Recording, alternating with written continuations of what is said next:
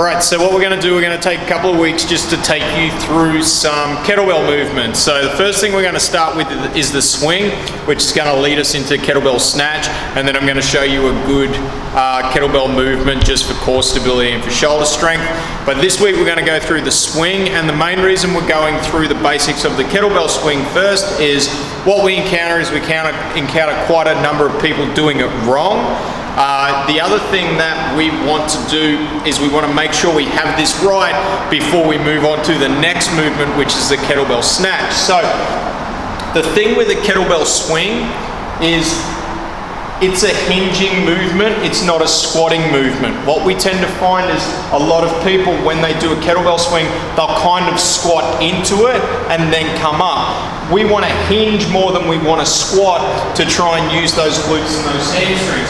So a good aid to use to make sure that you're hinging properly is to grab a dowel or a broomstick, and then you can take that, you can place it across your back and make sure that it's got 3 points of contact: back of your head, middle of your shoulders, and basically in the crack of your butt. So from there, we're going to have our feet outside our hips, and we're just going to drive those hips back a little bit, let our knees bend, and then as we stand up, we're going to think about just squeezing those glutes and standing back up.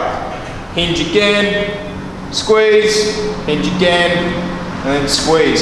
So if we take that movement that we just did with the dowel and do that while we're doing a kettlebell swing, that's what we're aiming for. So again, the main muscles that we're trying to get working are those glutes and those hamstrings. So when you set up, what I generally get people to do when they set up is set up with the kettlebell a little bit in front of you. That way when you pick it up, you can start the swing straight away. So 2 hands on the kettlebell, we want double overhand grip.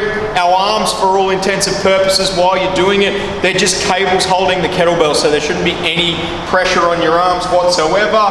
Making sure we keep our chest up, back nice and flat, both hands, bring it through, okay, and then from there, we're hinging, really thinking about driving those hips back through by squeezing the glutes, okay? You'll notice that what I'm doing is I'm doing a Russian kettlebell swing, so I'm only going to about eye level. I will tend to use that a whole lot more than going overhead. 2 major reasons. Firstly, it's safer.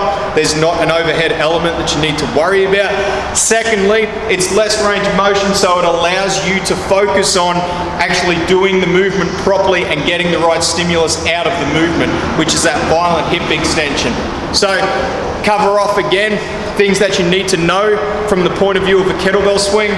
Okay, it's a hinge, it's not a squat. Okay, and then when you're coming back through, making sure we're thinking about squeezing those glutes, standing nice and upright. Also, as a key point that I just didn't go through before, we want to make sure we don't overextend, bring our hips all the way through forward, just standing up nice and tall. So that's kettlebell swing. Next week we're going to go through kettlebell snatch, so it's important that you master the basics of the swing first before we get to that. That's it.